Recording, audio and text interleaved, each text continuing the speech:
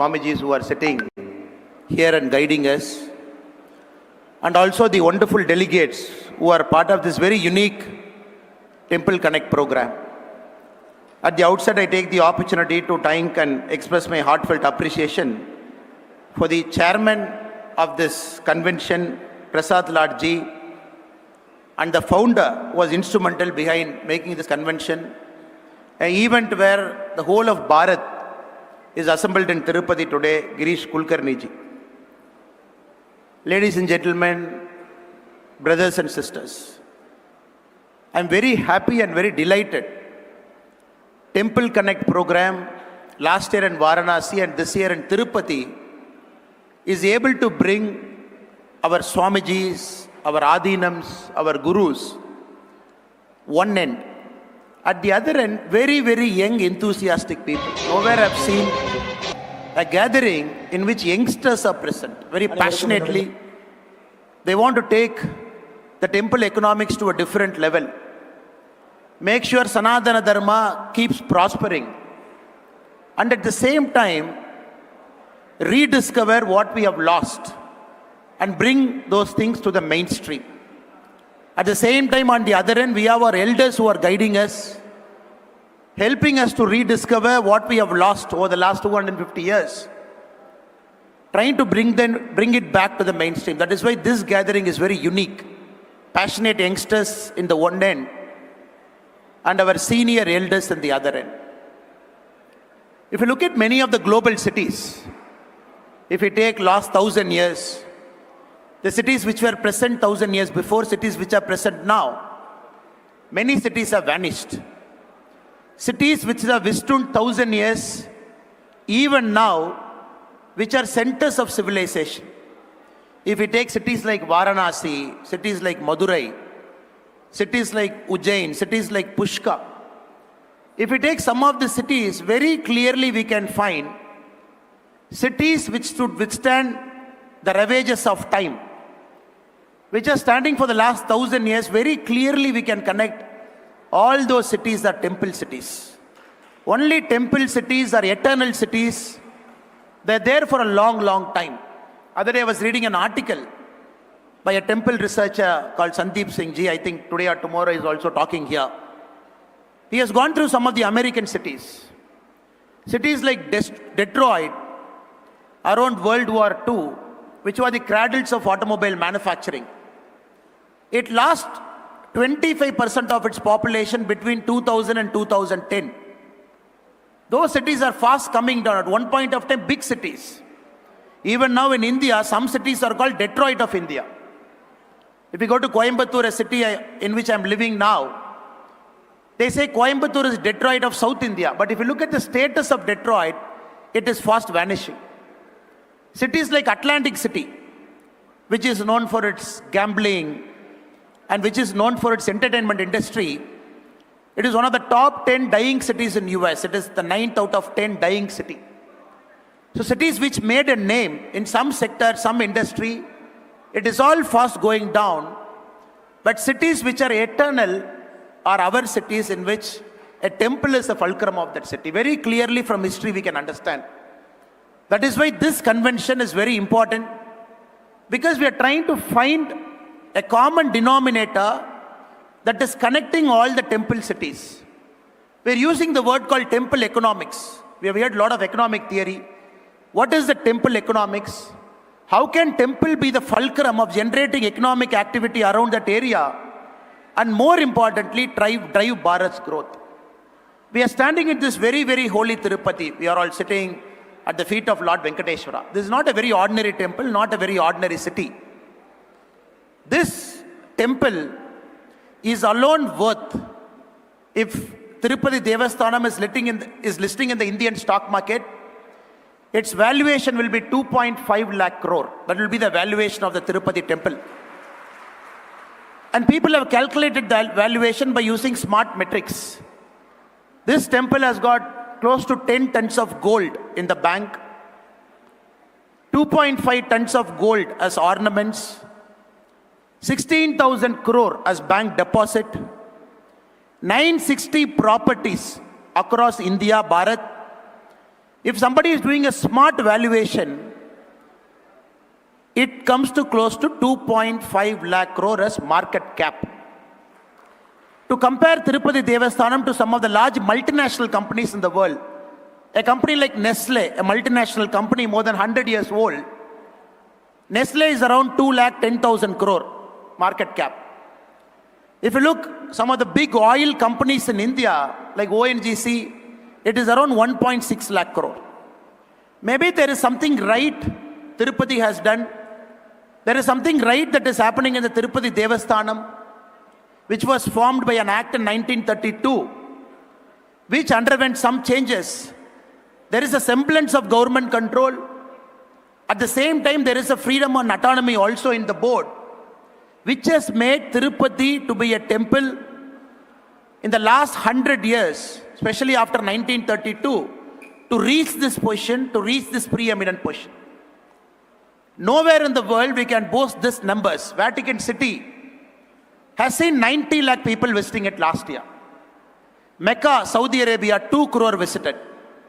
The city where we are now, Tirupati, it had 3 crore people visiting it last year. One temple, one city had 3 crore people. Again, if somebody is getting into the economics behind Tirupati, of course, temple is big. Of course, Lord Venkateshwara is blessing us. There is a big market cap. There is a huge amount of money. Whether it is trickling down, Harvard has done a study. Understanding with respect to Tirupati, what is the market forces that is shaping up the city? If somebody has got the time, if you are looking at the Tirupati city per se, the employment that is getting generated, 38% of employment in Tirupati city is more on the trade, and transportation. It is all linked to the temple economy. 19% is closely linked to food manufacturing, value addition in the food industry. Everything, if you see, this temple, the whole district, the whole ecosystem around this place is connected to the offerings and service of God, which creates millions and millions of employment generation. Unfortunately, in our country, after 1947, for a long time, the Marxist concept of history, it always felt temples are a waste. It always felt temples are a wastage because some old kings who did not have any job, just to create labor and employment, they built temples. That is a Marxist version of history that was prevalent in our country for a long, long time. When we talk about Ayodhya, where Lord Ram is majestically back there, and even now in our country, the debate is, what is the point of spending so much money? Who spent that money? Whether it is worth it? In states like Tamil Nadu, even people sitting in government will say, government of India is wasting so much money in Ayodhya. That is the narrative they try to set. But for common people like you and me, we understand what Ayodhya is trying to do. 85,000 crore investment going to happen in the next 10 years. Crores of people visiting. The kind of economic activity Ayodhya is generating, it is going to have a trickle-down economics to the last person.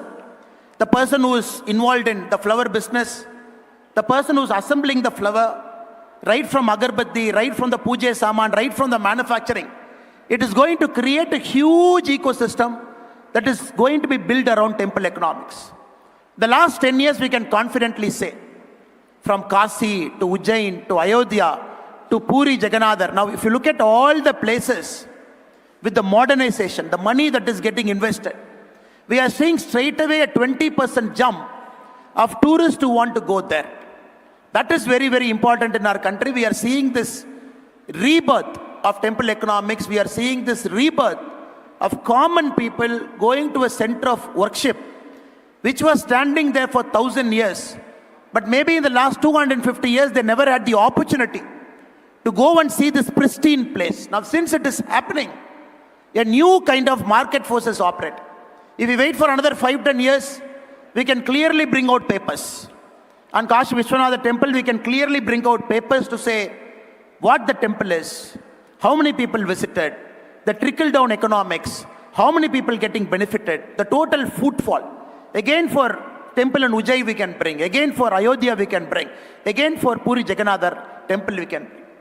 That is why I am very happy This convention is acting as a catalyst, bringing all the eminent people across India, ideating, generating knowledge, trying to create a common platform where all of us together we can come, we can talk about how in the future temple can drive the economics of Bharat 25 years from now. Because I'm very, very confident Bharat has got 35 lakh temples, big and small. If I'm talking about my own state, Tamil Nadu has got 79,000 temples, 44,121 temples are under the direct control of HRNCE. We have 604 temples that are more than 1,000 years old. But the temples in Tamil Nadu are entirely different story. If anybody is having an interest, if they try to understand what is happening in Tamil Nadu, what is happening in temples in Tamil Nadu, HRNCA, it is all in shambles. 604 temples more than 1,000 years old, but many people might not even know the names of more than 10. HRNCA, which came in 1925, the current Dravidian party, the previous avatar Justice Party, the only aim was to throttle. The only aim was to take the spiritual base out of Tamil Nadu. Right from 1926, the first act, the major act which came in 1951. If you look at this whole story, it is a story, a classical story, which will tell us how not to manage and run a temple. A beautiful state, a spiritual state like Tamil Nadu, where the state government has appointed endowment officers illegally, EOs, who control even our puja should be done, who control right up to the puja articles purchase, who without any training try to repair temples which are 1,000 years old by a cement and mortar, without even having an idea the kind of damage they are doing to a historic place. Now, in Tamil Nadu, over the last 2-3 years, there is a lot of fight happening. There is an awakening that is happening, where BJP, the party to which I belong to, we are very clear. Come 2026, one of our central manifesto point, when the NDA and BJP will come to power, day one, we will remove HRNCE Act from Tamil Nadu. All the temples of our state will get freed. Because we are very clear, we are not mentioning this as a political slogan. The reason we are mentioning this is because we have data to back it up. 1986, when the HRNCE department published its first policy paper, it had 5,25,000 acres of land under its control. Can you believe? A state which has got thousands of temples, where 44,000 temples are under the direct control of HRNCE. The total acreage they were managing in 1986 is 5,25,000 acres. 10 years later, when they published the second policy paper in 1996, they lost 60,000 acres. Nobody knew what happened to that 60,000 acres because it all went in encroachment. After that, they stopped publishing policy papers. This is a state, this is a temple which officially from 2023 July to 2024 March, for a point of 9 months, total generation, total money that is generated by Tamil Nadu temples is 310 crore. Can somebody believe this? Such a huge temple base, 44,000 temples, direct control of HRNCE, 600 temples more than 1,000 years old. The money they have generated is 310 crore rupee. If I'm digging slightly deep, total land holdings now, 4.5 lakh acres, we have lost approximately 1 lakh acres now. Square feet of site managed by temples, 29 crore 14 lakh. Building square feet, 2 lakh 45,000 crore. This is an asset that Tamil Nadu HRNC manages across all parts of Tamil Nadu.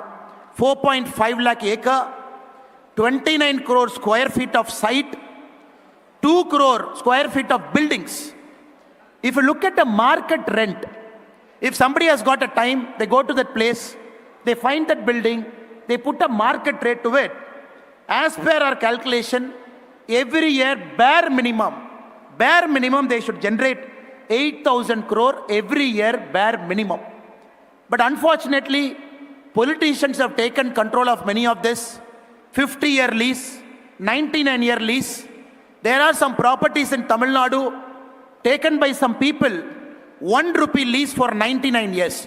It belongs to temple. They're taken it for 1 rupee 99 years. They're just holding it.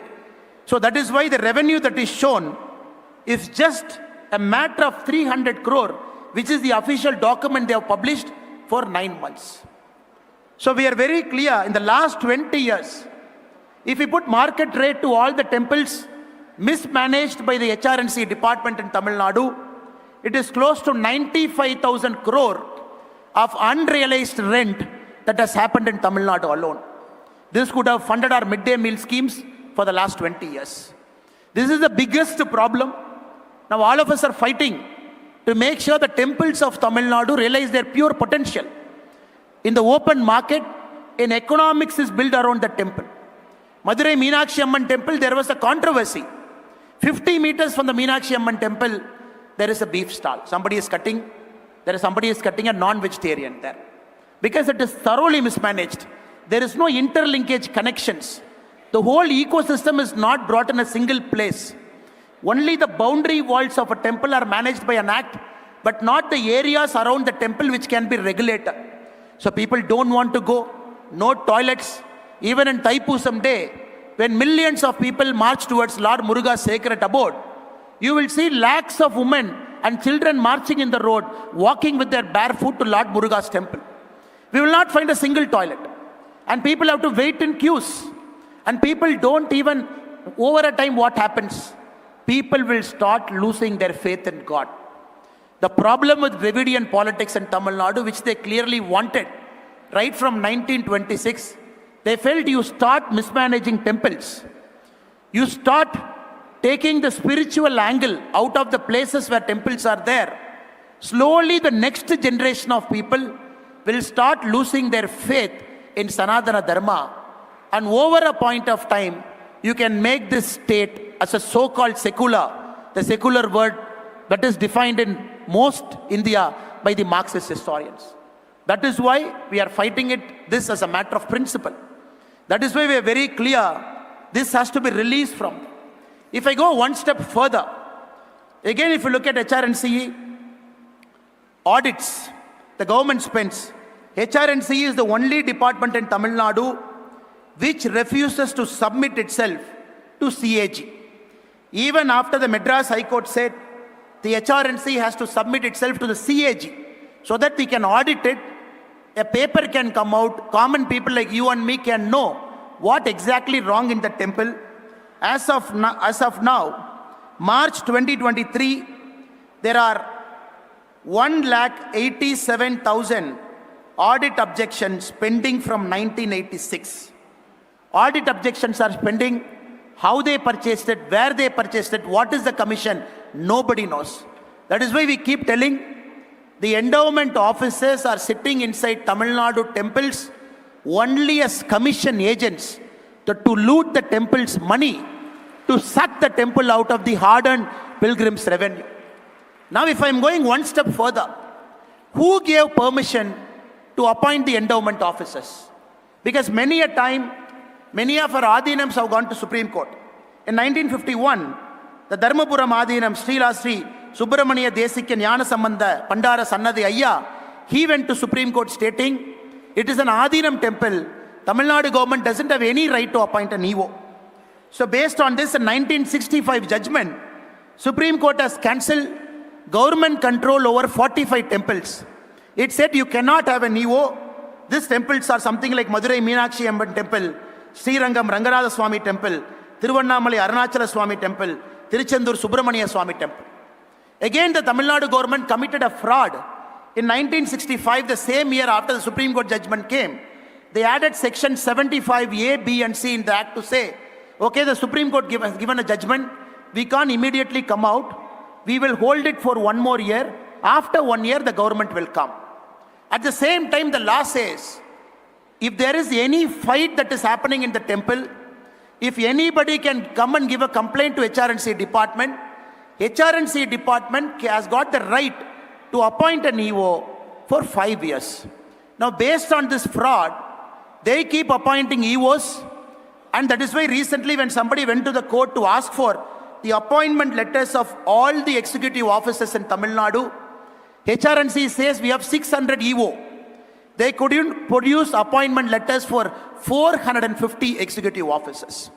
So it is a constitutional fraud that is happening in the state of Tamil Nadu by the HRNC department, where 450 executive officers are illegally appointed without paper, because whenever the court is asking, they'll always find a way. If common man like you and me, we go to the court for a particular temple, fight it out, then the HRNC lawyer, he comes with a 20,000 page document. They will bury you in paperwork. A common man, a temple administrator, a private temple guy, an adinam has to fight it again and again and again. It will drag for 1, 2, 3, 4, 5, 6, 10 years. That is why many of the temples in Tamil Nadu are dragged in court cases where the HRNC has buried them in pages and pages of documents. So though it is an opportunity for me in this platform to talk about the vision that we have for Tamil Nadu, at the same time I'm talking about the lacuna and the problems that the state is currently having. That is why we are very, very clear. Day one, when Lord Venkateshwara gives us the opportunity for NDA to come to power, we want to remove this illegal act and free all the 44,121 temples free from HRNC. Then just imagine the kind of temple economics we will be able to generate. The money that temples can generate, temples with the money in Tamil Nadu, the kind of hundi collection that happens, it can run all the government schools around the temple, it can run. It can take care of all the civic infra of that particular city. It can run engineering schools. It can also run centers of excellence for science. That is the kind of revenue, even at the mismanaged level, Tamil Nadu temples are able to generate. That is why it is so heartening for us to see when there is an Ayodhya, temple economics wise, when it makes sense. When Kashi Vishwanatha temple, temple economics wise, when it makes sense. When Ujjain, temple economics wise, when it makes sense. It gives lot of confidence for a common man. Even 70, 80 years of Dravidian political brainwashing, they will get that confidence seeing every time somebody travels to Kumbh Mela. Every time they see the meticulous organization that is happening. Every time they see 60, 70 crores of people coming there, very peacefully going out. Every time when people see that, their faith on Sanatana Dharma, especially for the youngsters, will keep increasing. Because it is very important in this age and time where everything is questioned. For everything, people want a science rationality. Seeing is believing. Seeing is believing. Only when people go and see how temples are beautifully managed, no semblance of VIP control, everybody treated fairly and equally, everybody standing in the queue even for 30 minutes, but somebody not bypassing the queue simply because he's a VIP, then it reinstills a lot of faith in Sanatana Dharma that everybody is treated equally and everybody will go there equally. The second one, I think it is also important, a conscious call for Sanatana Dharma to gain more deep roots into anybody who is criticizing us. Not only we do a temple economics, but also the concept of Dharma, we bring it back. In the sense, no VIP culture. All temples should be riddled, should be free of the VIP culture that is prevalent in many of the temples, where a common man comes, waits in the queue, but there is a certain class of people who have got the privilege to go there, do the darshan and come out. I think that is also something which, as a person, I believe that is very, very important for us to get connected with the youngsters so that they know everybody is treated fairly and equal. So these are the small things at a conscious level we can start doing. And more importantly, in Tamil Nadu, if you look at the age-old Dharmanomics, right from Rajaraja Cholan's period, Chola period, if I'm again going thousands of years back, right from the Brihadeeswara temple, the whole temple is not only grandly constructed, but also a system was put in place by the Cholas to make sure the temple economics goes down deep. Even for the fuel which is needed for lighting up the lamp, even for the ghee that is needed, they went to such meticulous level to decide if there is a poor family of that area, 6 sheep will be given to them, and the ghee that is coming from that sheep will be used in the temple. And once the sheep gives birth to their offspring, they have gone to that detailing to say, when somebody after achieving 6 sheep, should gift the 7th sheep to another guy who doesn't have a sheep. To that level of detailing in Tanjavur Brigadishwara temple, if somebody has got the time to decipher the inscriptions they have mentioned. Even for destitute women, there are clear rules written 1000 years back in our Dharmanomics who should take care. A married woman without children, temple should take care. A person who's differently able, temple should take care. To that level of detailing, temples were acting as a centers of dharma, a bridge between the privileged and not so privileged. That point of time, we didn't have a law. It is all inscribed in stone so that none of us can deviate from what is there.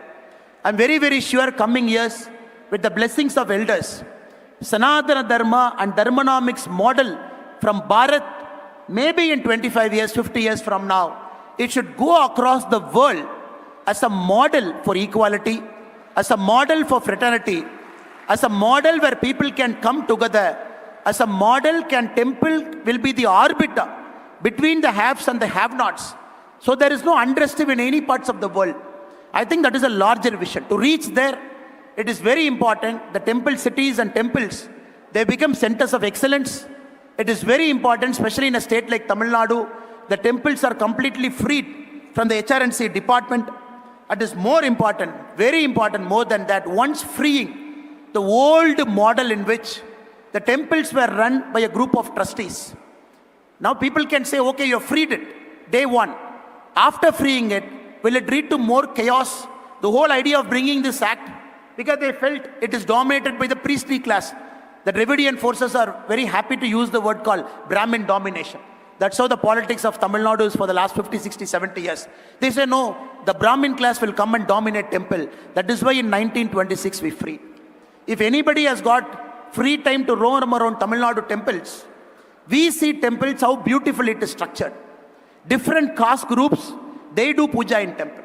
For example, my Kuladevada temple, it is not a so-called forward caste which does puja. It is a so-called backward caste who will do a puja, and all of us will stand there and take prasad. That is there for the last 350 years. Temples are in Tamil Nadu where a lot of our mothers and sisters, they are chief puja. It is all there for 100 of years. There are temples where our scheduled caste brothers and sisters, they are the chief pujaris in main temples, and everybody will stand in line. But somehow, in the 250 years of mischievous history, all these are undocumented. After HRNC has come, they have taken it whole, and they're trying to do a lot of nonsense. I think it is very important. We have to go back to the roots. And many temples were built by certain communities, owned by certain communities, and they had a very prescribed way.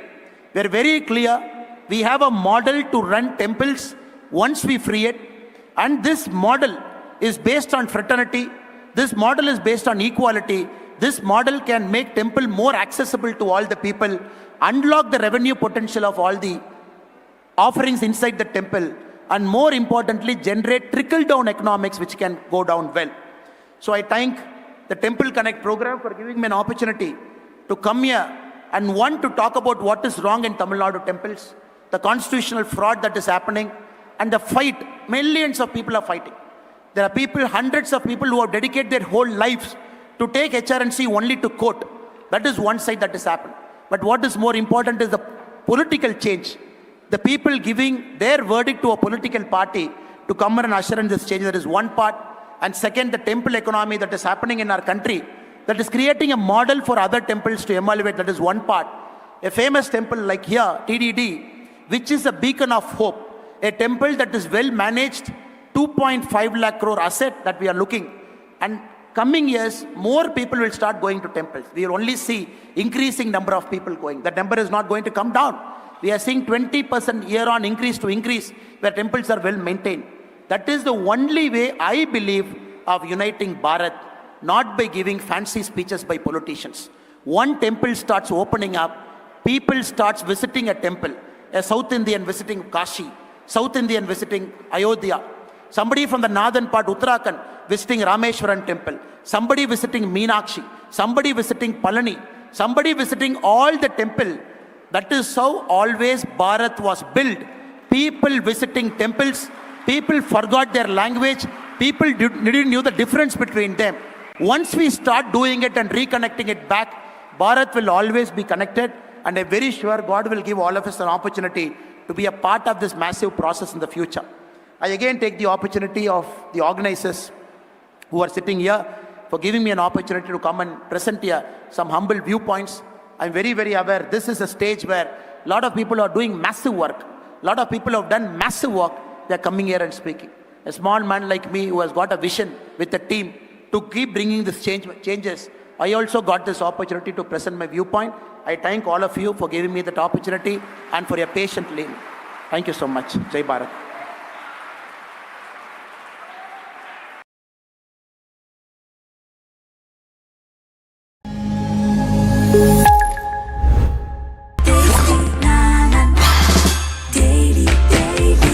Taste Daily.